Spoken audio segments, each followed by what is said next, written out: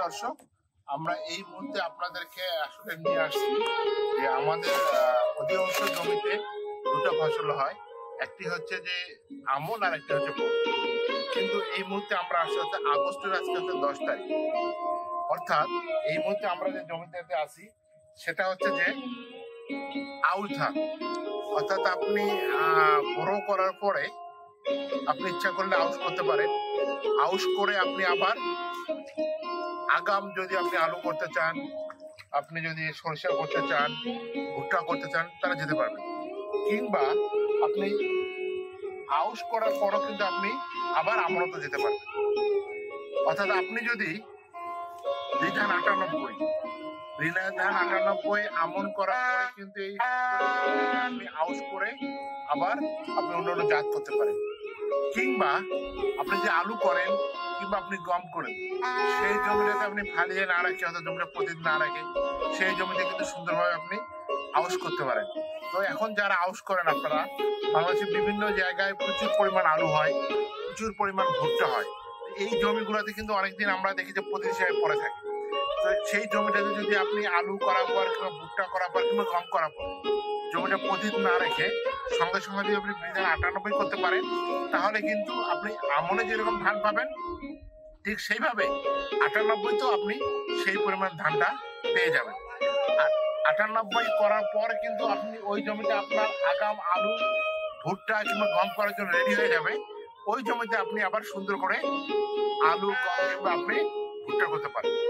তো সম্মানিত দর্শক, আমরা আপনাদেরকে জানাবো এখন যে 98 বিঘা প্রতি কেমন ফসল হয়, কিংবা 98 জীবনকাল কতদিন, এই পুরো বিষয়টা আপনি জানতে পারবেন।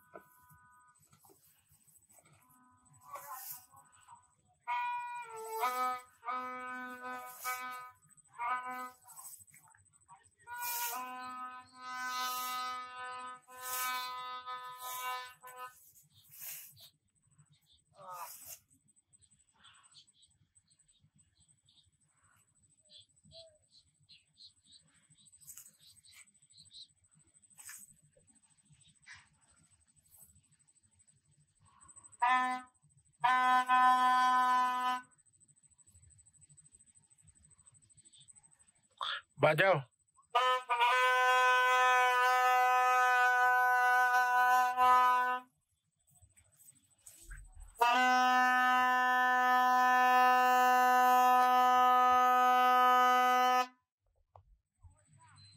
বাজাও।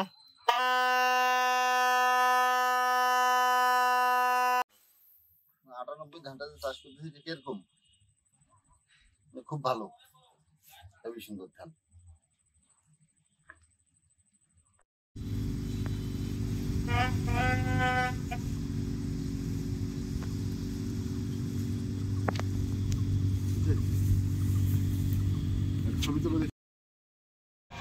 নতুন নতুন ভিডিও পেতে চ্যানেলটিকে লাইক, কমেন্ট, শেয়ার এবং সাবস্ক্রাইব করুন।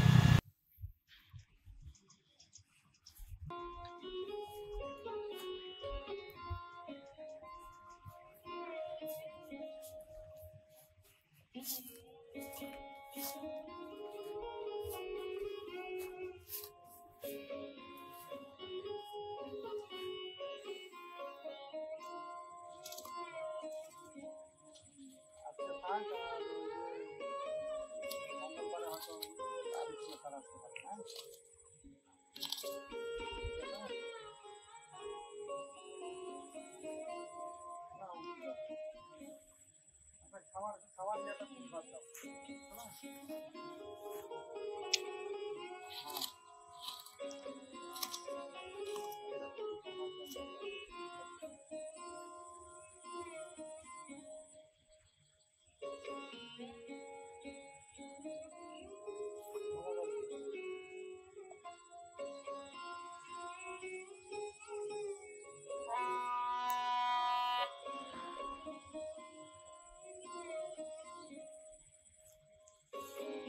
এই তুমি দাও তো, যে কই, এইগুলো রাখো।